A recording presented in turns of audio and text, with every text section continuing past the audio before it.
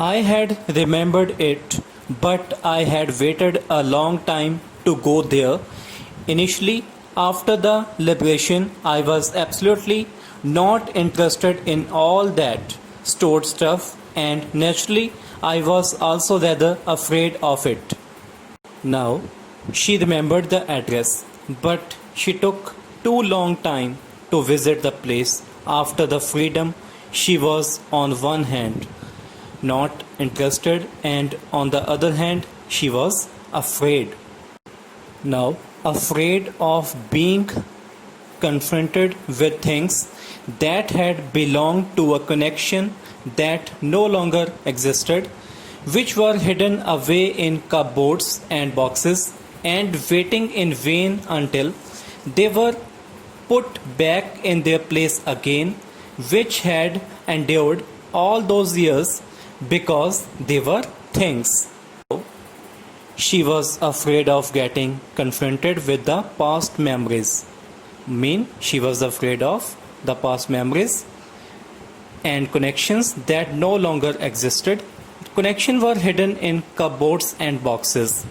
It seemed that those memories were waiting in vain to put back to their places as they had suffered all these years because they were only things. It means these were the things that were related to her mother. She wanted to give it back. To the next line, but gradually everything became more normal again. Bread was getting to be a lighter color. There was a bed you could sleep in unthreatened, a room with a view you were more used to glancing at each day.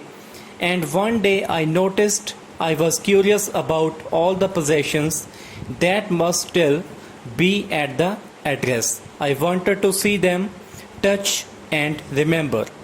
Now, the things were getting normal in her life, but one day she got curious about all the things that were still at that address.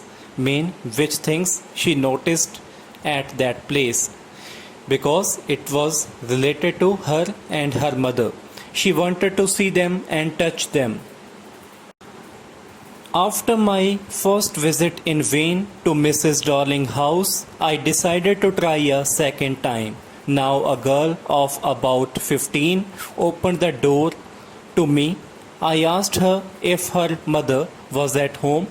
No, she said, my mother is doing an errand.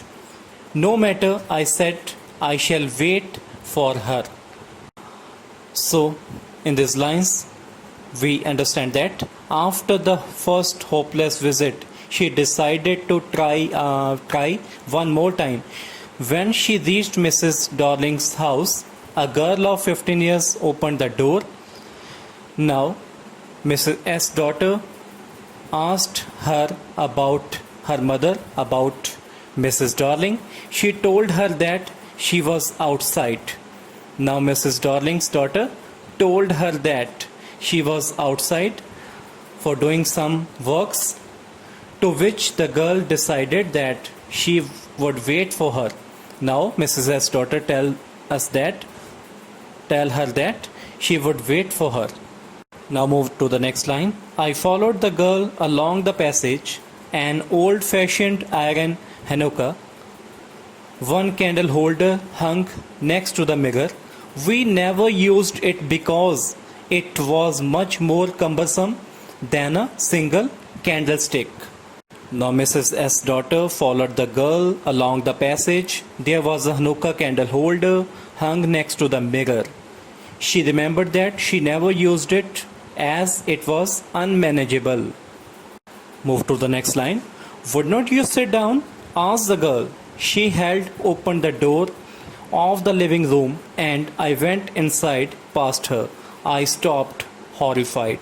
I was in a room I knew and did not know. I found myself in the midst of things I did want to see again, but which oppressed me in the strange atmosphere. Now, Mrs. Darling's daughter asked the Mrs. S daughter that to sit down. As she opened the door for the living room, she stopped and she was disturbed. Mean, Mrs. S daughter was disturbed and terrified. She was standing in the room which she knew and she did not. She was standing in the middle of the things which she did not want to see, and they burdened her. She was noticing the things. Who? Mrs. S daughter, noticing the things and disturbed to see that things. Next, or because of the tasteless way everything was arranged, because of the ugly furniture or the muggy smell that hung there, I don't know, but I scarcely dared to look around me. The girl moved a chair. I sat down and stared at the woolen tablecloth. I rubbed it. My fingers grew warm from rubbing. I followed the lines of the pattern. Somewhere on the edge there should be a burn mark that had never been repaired. Now Mrs. S daughter was feeling uncomfortable because of the things were arranged, or the humid smell in the room, or the ugly furniture she noticed. She was scared to look at everything. She sat down on the chair which the girl was pulled out for her. She looked at the wooden table cloth. She rubbed it and her finger felt warm. As she followed the lines of the pattern, she remembered a burn mark that was never repaired. Next, my mother will be back soon, said the girl. I have already made tea for her. Will you have a cup? Thank you. Now, the girl said that her mother would be back soon and asked if she would like to have a cup of tea. Now, Mrs. S daughter answered, thank you. Now, I looked up. The girl put cups ready on the table. She had a broad back, just like her mother. She poured tea from a white pot. All it had was a gold border on the lid. I remembered. She opened a box and took some spoons out. Now the girl looked up. She saw the girl put 2 cups of tea in front of her. She had a broad back just like her mother. She poured tea from the teapot and it had a good gold border on the lid. She opened a box and took some spoons out of it. That's a nice box. I heard my own voice. It was a strange voice, as though each sound was different in the room. The girl complimented the girl about the box. Mrs. S daughter complimented the girl about the box. She felt weird hearing her own voice. She was feeling different about listening her voice in the room. Next, oh, you know about them? She had turned round and brought me my tea. She laughed. My mother says it is antique. We have got lots more. She pointed round the room. See for yourself. As the girl turned to give her a cup, she asked if she knew about the box. Then she added that it is antique according to her mother. Now, Mrs. Darling's daughter told us that it is antique piece, or these cups are very antique. Next, I had no need to follow her hand. I knew which things she meant. I just looked at the still life over the tea table. As a child, I had always fancied the apple on the pewter plate. We use it for everything, she said. Once we even ate off the plates hanging there on the wall. I wanted to so much, but it was not anything special. I had found the burn mark on the tablecloth. The girl looked questioningly at me. Now, Mrs. Darling's daughter pointed around the room and said that there are more. She told her to see, although the girl did not need to follow her direction because she knew that what she was talking about. She glanced over the tea table. She remembered how she used to fancy the apple on the pewter table. The girl shared that they used a plate for everything. Once they ate off the plates that were hanging on the wall, the girl wanted to eat off that plate too. But it was not anything special. The girl found the burn mark on the tablecloth. The girl looked at her in a question. It means Mrs. S. daughter know about the things in very clear way because these things were related to her and her mother. Now, next. Yes, I said, you get so used to touching all these lovely things in the house, you hardly look at them anymore. You only notice when something is missing because it has to be repaired or because you have lent it. For example, now she again found her voice to be unnatural. She continued. She told the girl that once her mother asked her if she would help her polish the silver. It was a long time ago and she was bored that day. She had to stay that day, maybe as she was ill. She asked her mother what silver she is talking about. Again, I heard the unnatural sound of my voice and I went on. I remember my mother once asked me if I would help her polish the silver.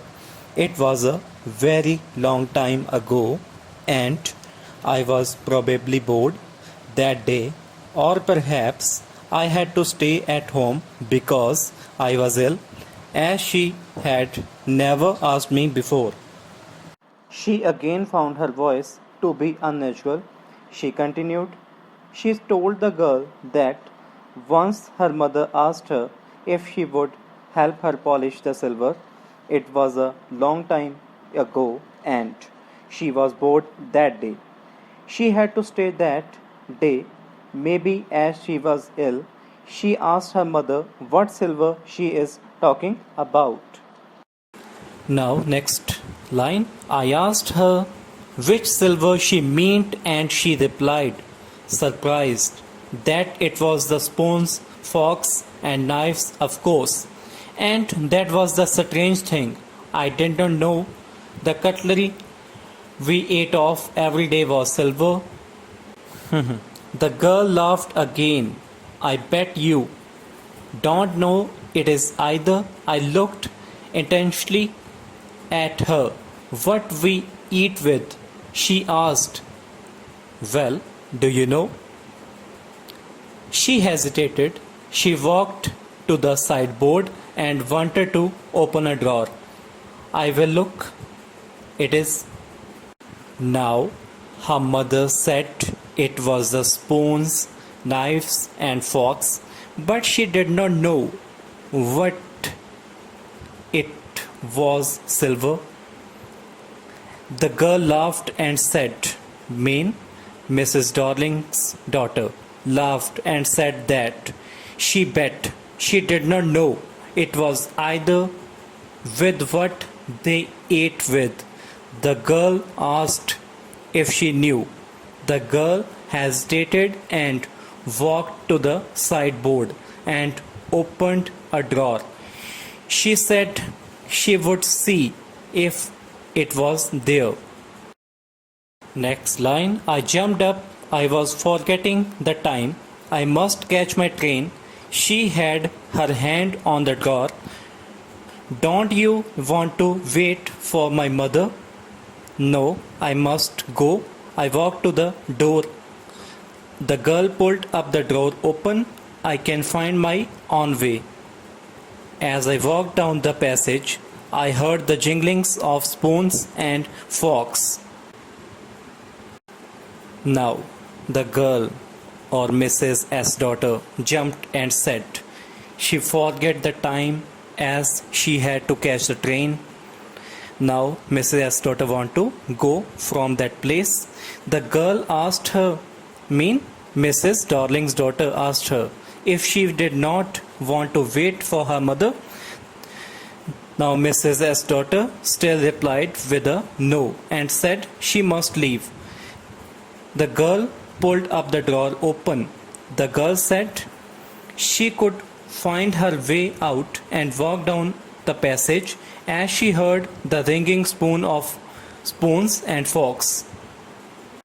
Next line. At the corner of the road, I looked up at the nameplate Marconi Street. It said I had been at number 46. The address was correct, but now I did not want to remember it anymore. So it means when she reached the corner of the road, Mrs. S. daughter reached at the corner of the road, she looked at the nameplate again. It said Marconi Street and she was standing at 46. Address was correct, but she does not want to remember it anymore. She wants to forget the address. Now, next, I would not go back there because the objects that are linked in your memory with the familiar life of former times instantly lose their value when you see them again in strange surroundings. And what should I have done with them in a small rented room where the shreds of blackout paper still hung along the windows and no more than a handful of cutlery fitted in the narrow table drawers? I resolved to forget the address. Of all the things I had to forget, that would be the easiest.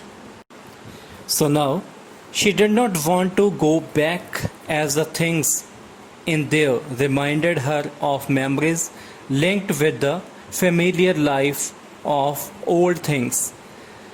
But they lost the value when you are separated from them and you see them again in a strange environment. Now she thought of what she would have done with a small rented room where blackout paper hung over the window and no cutlery fitted in the narrow drawer. She finally resolved on forgetting the address as it would be easiest. So Mrs. S. daughter now forget about everything. She want to forget the address or any other thing. So let's revise the summary of the chapter. After ringing the doorbell of Mrs. Darling, who lived at number 46 Marconi Street, Mrs. S. daughter was given a cold reception and Mrs. Darling took much time to recognize her. Mrs. Darling had thought everyone in the Mrs. S. family was dead and asked if anyone else had come along with her. Mrs. Darling refused to let the Mrs. S. daughter inside her house and told her to come back sometime later. The girl recognized her mother's green cardigan, which Mrs. Darling was wearing. She decided to go back to the train or station and thought about her mother and how she told her about Mrs. Darling, who was an acquaintance of hers. During the war, Mrs. Darling would visit their house and take their possessions or things with her, as she did not want them to get lost if they ever left the place. Mrs. Darling had a great broad back, Mrs. S. daughter decided to go to Mrs. Darling's house to get back their belongings. When she rang the bell, Mrs. Darling's daughter answered the door. She let her in and asked her to wait in the living room. When they were crossing the passage, the Mrs. S. daughter noticed their Hanukkah candle stand that they had never used because it was unmanageable. When she reached the living room, she was horrified as she saw all her mother's things that were arranged in a tasteless manner. The furniture was ugly and the room was a muggy smell, and it made her disinterested and she wanted to leave the place. Mrs. Darling's daughter offered her a cup of tea, and Mrs. S. daughter noticed the old table cloth that had a burn mark on it. When the girl was showing her the silver fork and the spoons that actually belonged to the Mrs. S. and her mother, she jumped up and walked out of the house. She decided not to visit the place again as it brought back memories of the past, and hence she decided to forget the address. At last she wanted to forget the address.